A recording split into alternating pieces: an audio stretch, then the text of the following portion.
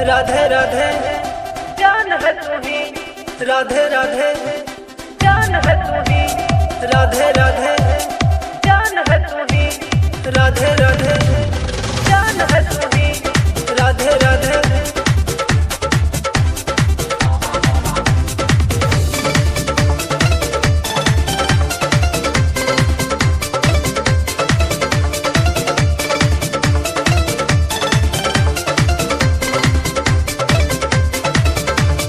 दिल में रहने वाली राधिका सुन ले मेरी बात रे, तू मेरे ख्वाबों ख्याल में रहती है दिन रात रे। भूल जाना मेरे सब अरमान है तू ही,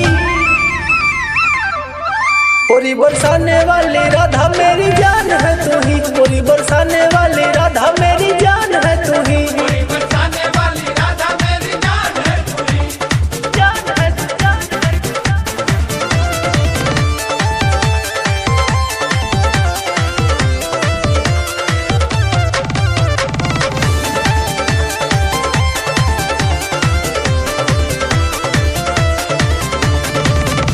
सूरतिया मेरे मन को भाए, मेरे हर एक सांस में तू समाए।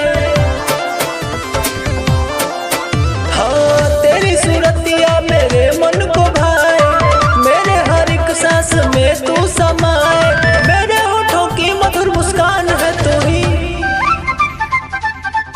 पूरी बरसाने वाली राधा मेरी जान है तू ही, पूरी बरसाने वाली राधा मेरी जान है तू ही, पूरी बरसाने वाली राधा मेरी जान है तू ही, जान है जान है।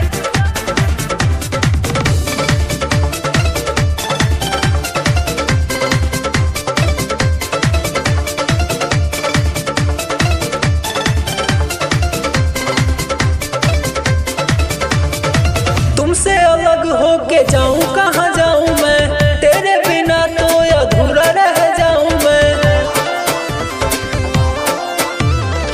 तुमसे अलग होके जाऊं कहाँ जाऊं मैं, तेरे बिना तो अधूरा रह जाऊं मैं। राधे श्याम नाम की बस पहचान है तू ही,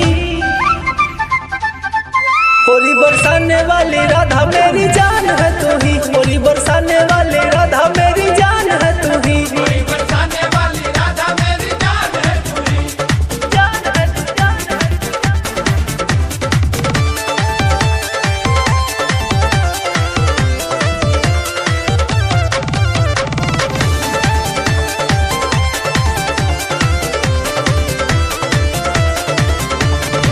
तुझको न देखूं तो जिया घबराए रे, बढ़ जाए धड़कन जो देर से तू आए रे। हाँ हाँ तुझको न देखूं तो जिया घबराए रे, बढ़ जाए धड़कन जो देर से तू आए रे। मेरे लिए तो खुशियों की खान है तू ही, पूरी बरसाने वाली राधा मेरी जान है तू ही, पूरी बरसाने वाली राधा मेरी जान है तू ही।